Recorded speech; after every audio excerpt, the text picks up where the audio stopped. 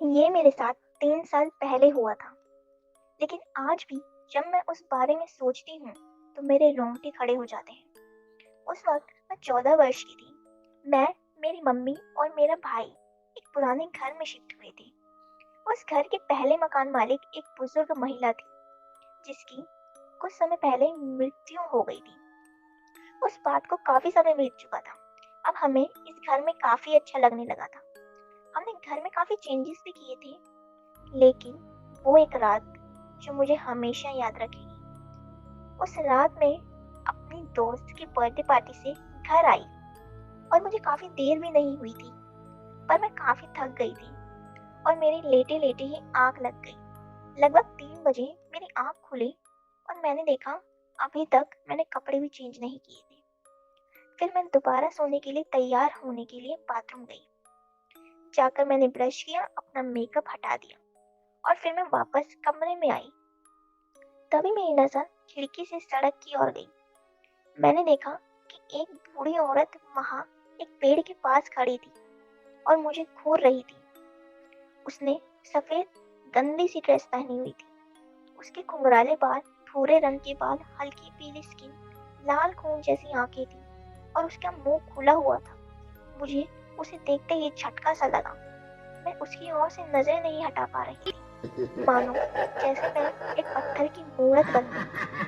मैं बस उसकी ओर देखे जा रही थी। उसने मेरी ओर देखा, उसकी खून जैसी लाल आंखें खुली। उसने अपना मुंह हिलाया और कुछ अजीब सा बड़बड़ाने लगी, मानो जैसे वह मेरे ऊपर कोई तंत्र जादू टोना कर रही हो। उसकी आवाज से मेरे रोंगटे खड़े हो गए। वो मेरे शरीर को बस घूर रही थी। मैं बहुत घबरा गई और रोने लग गई। मैं भागकर अपनी मम्मी के कमरे में चली गई।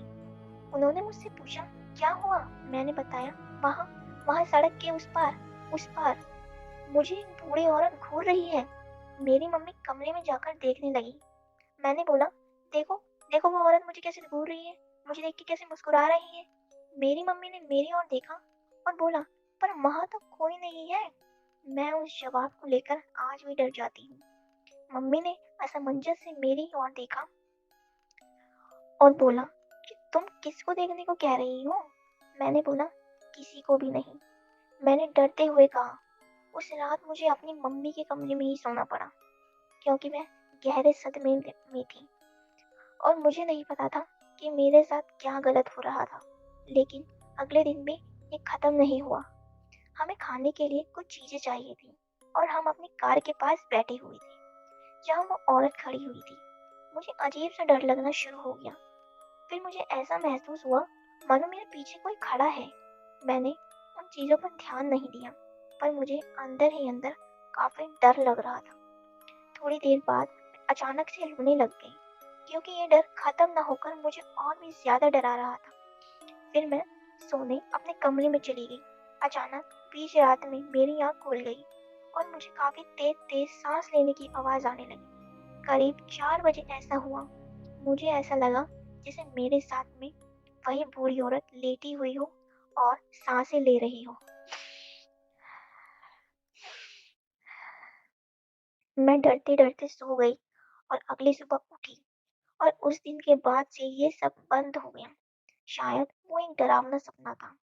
हर रात सोने से पहले मैं अपनी खिड़की के बाहर ज़रूर देखती हूँ। शुक्र है मैंने उसको कभी दोबारा नहीं देखा।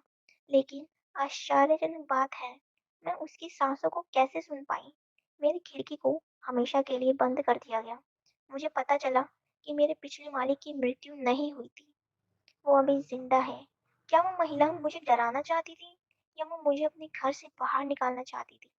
ये मेरे दिमाग का कोई खेल था, साथ पर वो रात मुझे आज भी सताती है और डराती है।